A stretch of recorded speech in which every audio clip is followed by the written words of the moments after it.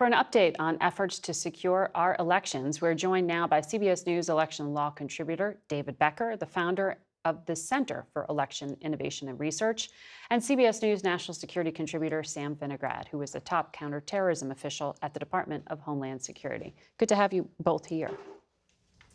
I want to start with you, David. We talked last week and will continue to talk about election security and integrity. And we know that top officials have testified to Congress that election infrastructure has never been more secure.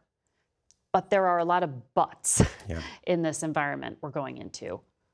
One specific example, Republican activists in at least 3 states now, where Donald Trump tried to reverse his defeat in 2020, nearly all of them under criminal indictment, are now poised to reprise a role in the upcoming election as presidential electors. This is all Washington Post reporting.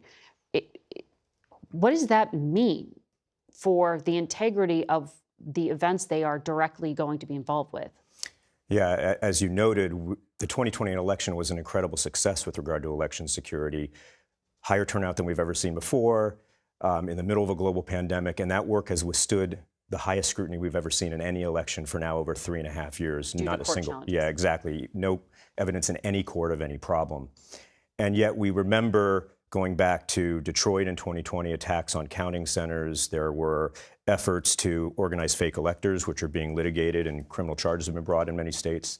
There were efforts to fail to certify elections, to give legal effect to elections in places like Arizona and New Mexico, and just earlier this month in Michigan. And it is likely that we will see efforts like that by supporters of losing candidates in November of 2020 and afterwards. That's troubling. These are legal duties that people have to certify elections, particularly when legal challenges have not been successful. But that said, I think election officials all over the country are ready for that in many ways, just like they were in elections since 2020. They were ready for it in Arizona when it happened, in New Mexico when it happened, and just earlier this month in Michigan, election officials in the state quickly required that county to act and certify the elections. So we will expect that there will be efforts to slow down, delay, or even attack the counting, auditing, and certification process, perhaps, in the last 2 months of 2024. Yeah. But I'm cautiously optimistic that election officials are ready to keep that moving on track so that electors can be ascertained on December 11th, meet on December 17th, and be counted on January 6th. So, Sam, you were in the administration until recently. Spreading lies about candidates is not illegal. It is protected free speech. But what David's talking about poses a threat at the state level, and it's states that run these elections. How concerned are you, and whose job is it to set the record straight? Well, Margaret, just because speech is protected by the First Amendment does not mean that it's cost-free.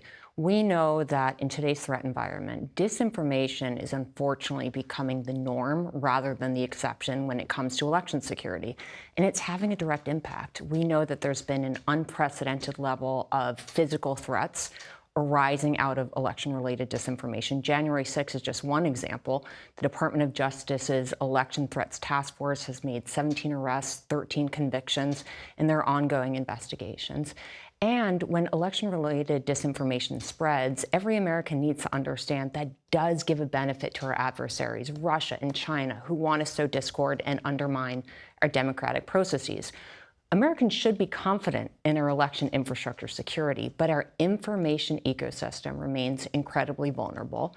And the federal government is not and should not be the omnipresent fact checker for the American people. The federal government is undergoing rigorous processes to debunk specific inaccurate information about elections, as are state and local state board of elections. At the same time, social media companies should be thinking about what kinds of election disinformation violate their terms of service. And every American, frankly, has a patriotic duty to engage in additional security checks when it comes to the information that they are digesting and sharing. Americans lock their doors, we wear our seatbelts, we take security precautions in other domains, and we need to apply that same rigor to our information ecosystem for our national security and physical security as well.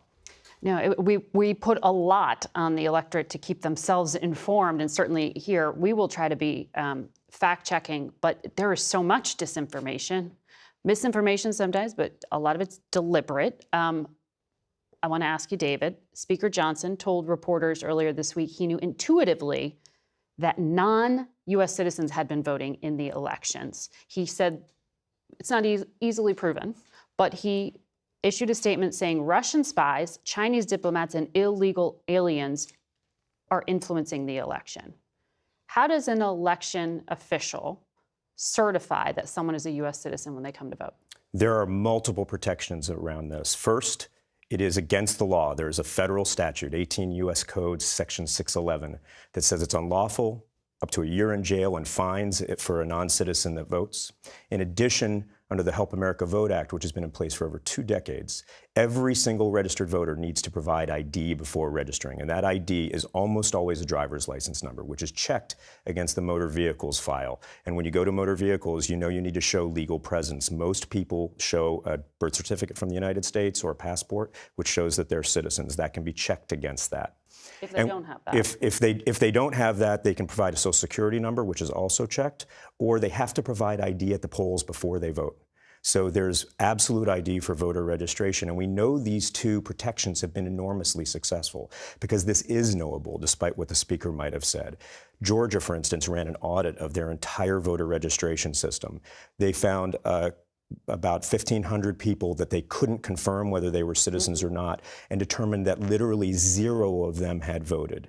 Same with other states have done similar things. The data is all in the state databases. They can check it. We can be very confident that voting by non-citizens is extremely rare, virtually non-existent. Not 0 probably, but very close to 0.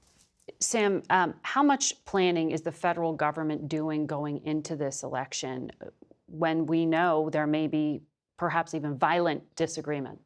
Well, I do want to emphasize it's not just the federal government. Federal, state, and local officials are engaged in a range of contingency planning for various threat scenarios, whether that be deepfake circulating that could impact voter suppression, for example. We saw attempts at that in New Hampshire, or whether it's actual physical security incidents coming out of election results. The federal government, with its state and local partners, is engaged in contingency planning for physical security threats and other threats that could impact the elections and its aftermath.